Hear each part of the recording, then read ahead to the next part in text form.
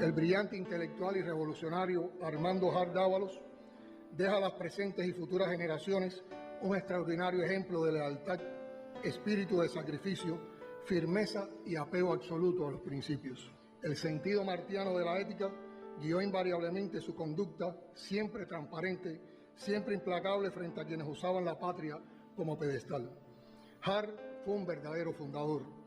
Como ministro de Educación del primer gabinete revolucionario, dirigió la campaña de alfabetización y la admirable obra educacional y cultural que transformó a nuestro país en aquellos años inaugurales.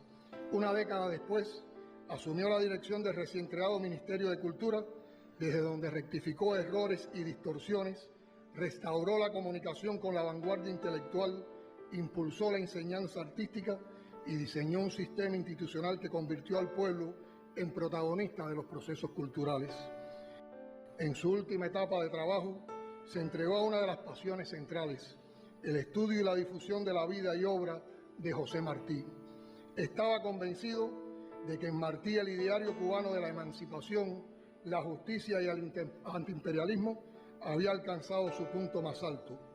Al propio tiempo, guiado por Fidel, comprendió y supo defender la articulación orgánica entre el pensamiento martiano y el marxista.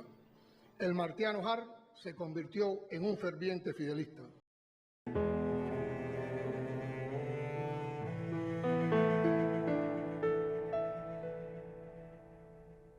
Aquí estamos en Ciudad Escolar Libertad, el primer cuartel de la tiranía convertido en escuela y una de las principales tareas que asumió el Ministerio de Educación bajo la dirección del doctor Armando Hart de convertir 69 cuarteles en escuelas.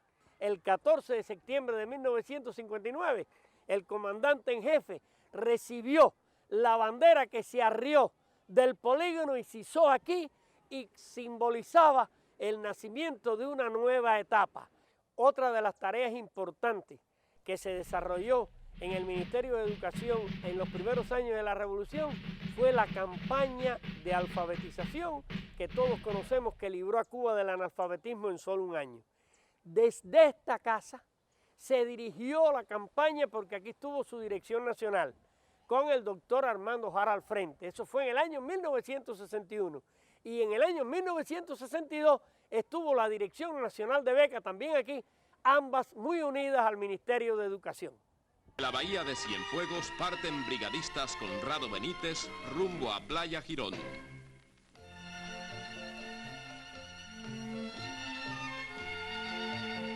Y aquí llegan los invasores, un ejército bien armado de lápices, libretas, cartillas y manuales para destruir en la ciénaga al enemigo, el analfabetismo. La batalla del sexto grado se va ganando. Los obreros tabacaleros se incorporan en un 100% al estudio e improvisan aulas en sus propias galeras.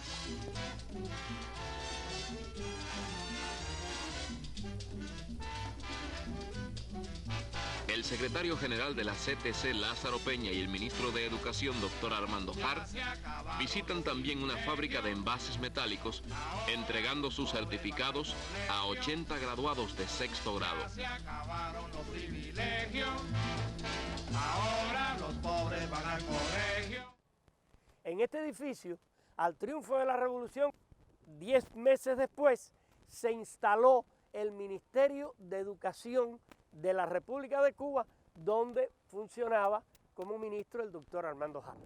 En el año 2008, el doctor Hart fue invitado por el presidente Hugo Chávez y la misión educativa en Venezuela para visitar Caracas.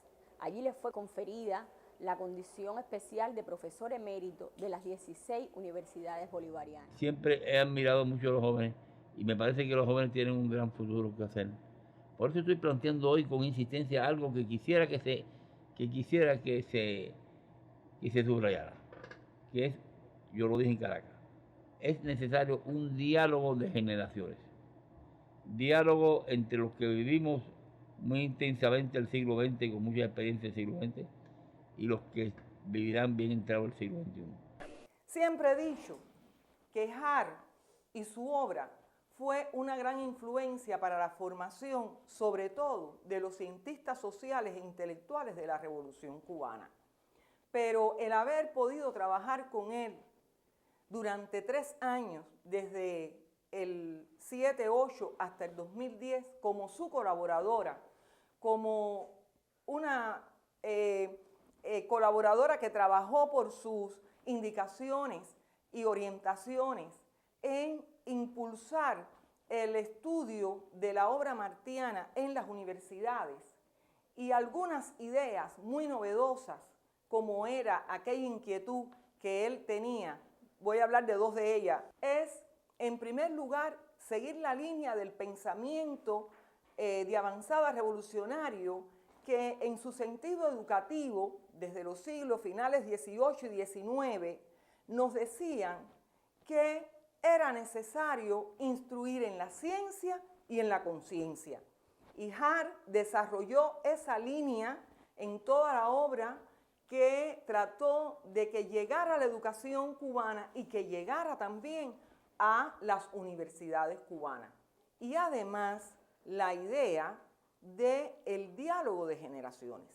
Este diálogo de generaciones que Hart planteaba era necesario que todos aquellos participantes, toda aquella generación del centenario, todos aquellos que tenían una historia que contar aún en vida, desde su participación revolucionaria en las tareas quizás las más gigantescas, las proezas que ha desarrollado este pueblo, era necesario entonces contarla y contarla en vida e intercambiar con las problemáticas e inquietudes fundamentales de las nuevas generaciones que por supuesto se han tenido que desarrollar en la construcción de un proceso revolucionario, pero en franca lucha ideológica y política con los que sabemos son nuestros enemigos de afuera y de adentro. ¿Por qué Hart educador social?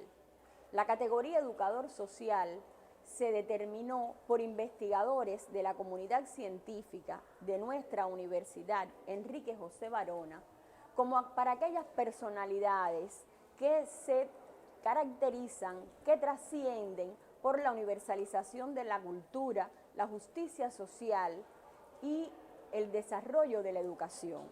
No hay lugar a dudas que nuestro querido Hart se destaca precisamente por estos elementos. Y en los rasgos que caracterizan el concepto de educador social están precisamente el de personalidad ejemplar, comunicador competente y movilizador educativo. Evocar al doctor Armando Hart Dávalos en su condición de un cubano profundamente revolucionario, fidelista y por ello también un educador social de talla mayor, es tenerlo en cuenta en la trayectoria de toda su vida.